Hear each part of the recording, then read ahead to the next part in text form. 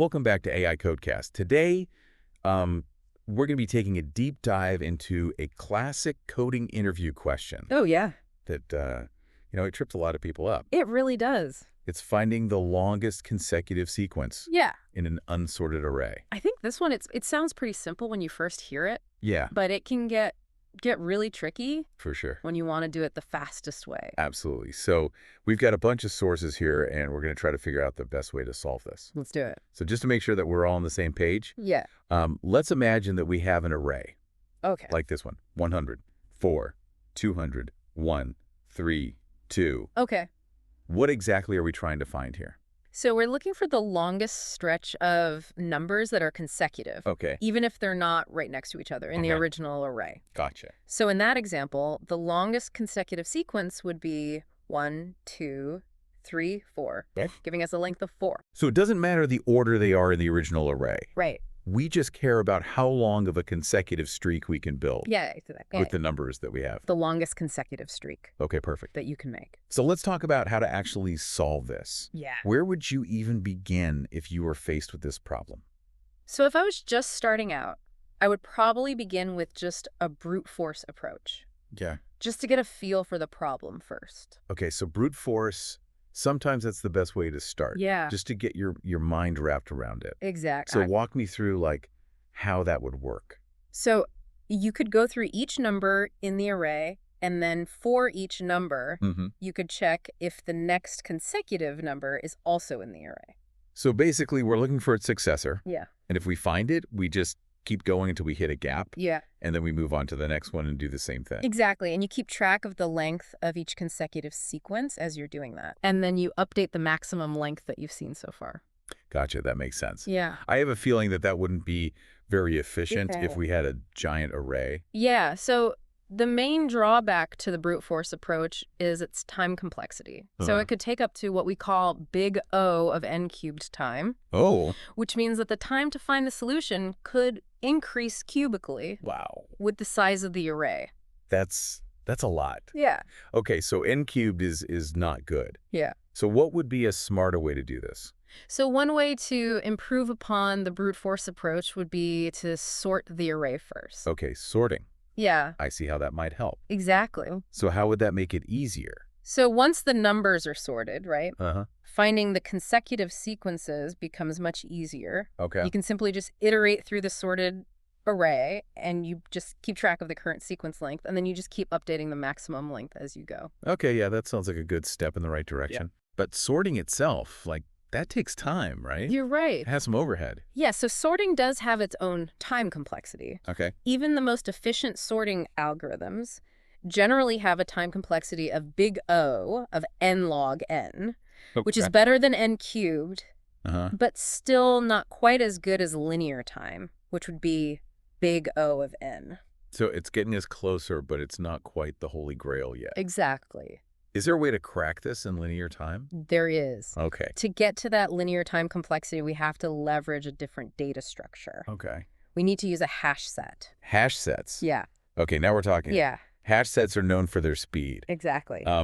Remind me, though, why are they so efficient? So a hash set allows you to store a bunch of numbers, right? Wow. And very, very efficiently check if a particular number is present in the set or not. Good. And that check, on average, takes constant time, which we represent as big O of 1. So it's like we're building this super organized index. Yeah. For all of our numbers, we can instantly tell if one is present or not Exactly. without having to search through the whole array. Yeah, that's a great way to put it. Okay, perfect. And this instant lookup capability is the key to unlocking a linear time solution. Okay, so how do we actually use a hash set Yeah. to solve this problem? Right. What's the big idea here? The key insight is that a hash set allows us to immediately determine if a given number is the start of a new consecutive sequence. How do we know if it's the start? Right, and that's how we'll avoid any redundant checks when we're building these sequences. Okay, so tell me a little bit more about how we find those starting points and how we build up these sequences. Yeah, we'll get into the nitty-gritty of the algorithm in the next segment. Okay. But for now, let's just say that the hash set acts as a sort of intelligence layer that Yeah. guides us through the array and tells us where we need to go and where we don't need to go. Yeah. So it's helping us avoid doing any unnecessary work. That sounds really interesting. Yeah. I'm definitely ready to hear more about that in the next part. Yeah, stick with us. It sounds like we're about to have a little bit of a breakthrough here. We are. I'm excited. We're going to break it down step by step in the next part using the hash set. Awesome. It's super elegant how this works. Okay. And you'll be amazed at how efficient it is. I can't wait. I'm really excited to hear it. All right. All right, we'll be back in just a minute.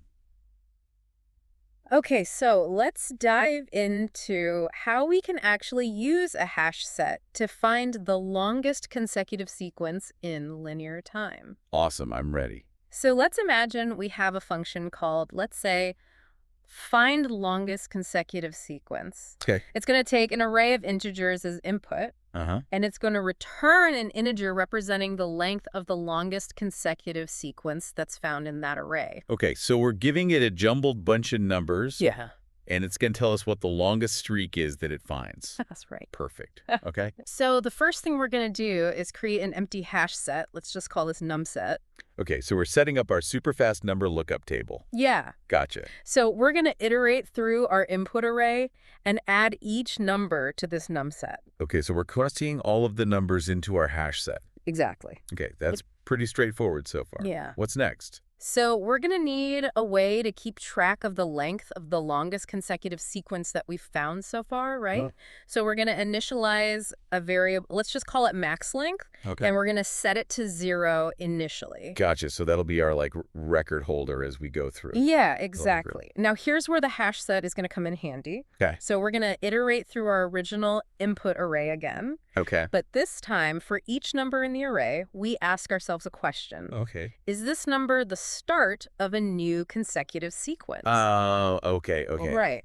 I see. How do we know if it's the start? So we can check if the number before it is in the hash set or not. Okay. So if it is in the hash set, that means it's just part of a consecutive sequence that's already been checked. Right. It's in the middle of one. Exactly. Oh. But if the number before it is not present in the hash set, then we know we've found the beginning of a new consecutive sequence. Okay, I get it. So by checking the predecessor, Yeah. we can instantly tell if it's a potential starting point. Exactly. Precisely. That's really cool. So if our current number does happen to be the start of a new consecutive sequence, then we're going to initialize another variable. Let's just call it current length, and we're going to set it to 1. Okay, so that's like we're starting our counter Yeah. for this particular sequence. And then what? Do we just go to the next number?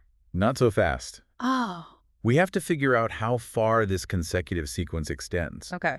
And this is where the hash set comes in handy again. So we can use a while loop to keep checking for consecutive numbers in our set. Okay, so as long as we keep finding the next consecutive number, Exactly. you're going to keep extending the sequence. Exactly. So inside that loop, we increment our current number by 1, and then we check if that new number is present in the hash set. Okay, If it is, we just increment our current length. gotcha. If it's not, we break out of the loop because we've hit the end of that run. This is really cool. So the hash set's basically like Yeah. a really, really fast way to search Exactly. for all these consecutive numbers Yeah. without having to scan through the entire array over and over again. Exactly. That's awesome. And remember, each of those checks that we're doing, that's constant time. Right. So that's where the efficiency comes in. So once our while loop finishes, Yeah. we potentially have a new longest consecutive sequence. Yeah, so at that point, we just compare our current length with max length. And if current length is greater, we update max length to the new champ. So it's like a competition. Yeah, The exactly. longest one wins. Exactly. And then we just repeat this process Okay. for every single number in our array. And by the time we're done, after we've checked all the numbers, Yeah. max length will hold the length of the longest consecutive sequence in the entire array. And then we return max length. That's right. Oh, And that's it. That's how we use hash sets wow. to find the longest consecutive sequence in linear time. That is an elegant solution. Yeah. I love how the right data structure can totally change Yeah. how we approach a problem. Absolutely. It's like we went from crawling to sprinting. Yeah, exactly. That's awesome. It's a great analogy. But before we get too carried away with hash sets, Yeah. are there any common pitfalls or gotchas That's a great question. Yeah. that people should be aware of? Yeah, let's talk about those in the next segment. Okay, awesome. Sounds good. Okay, so we've talked about the algorithm and how hash sets can make this problem so much easier. Right. But you mentioned that there are some common pitfalls. So what are some things that people should watch out for when they're actually implementing this solution? So one really easy mistake to make is forgetting to check for the predecessor before starting a new consecutive sequence. Right. So remember, we only want to kick off a new sequence if the number is truly at the beginning Right. and not in the middle of an existing one. Yeah, otherwise we might be counting the same numbers multiple times Exactly. and like inflating our sequence lengths. Yeah, exactly. Okay, that makes sense. Yeah. Anything else that we need to be careful of? Another common one is mishandling duplicate numbers Okay. that might be present in the input array. Uh-huh. So we need to make sure that we're only counting each unique number once Right. when we're extending a sequence. Yeah, if we have duplicates, that could throw off our count. Exactly. Okay, let's be mindful of duplicates. Yes. What else? And this is important. Okay. Always, always, always test for edge cases. Right. So what happens if the input array is empty? Okay, yeah. What happens if it only contains one number? Right. Those scenarios might seem trivial, but they can trip you up if you're not prepared for them. That's a good point. Yeah. It's easy to get focused on the happy path and forget about those weird cases. Exactly. Okay, so testing for edge cases, super important. Very important. Any other words of wisdom before we wrap up here? Yeah, one last thing I want to emphasize, especially for those that are preparing for coding interviews, is the importance of explaining your thought process out loud. Yes. So don't just write code silently.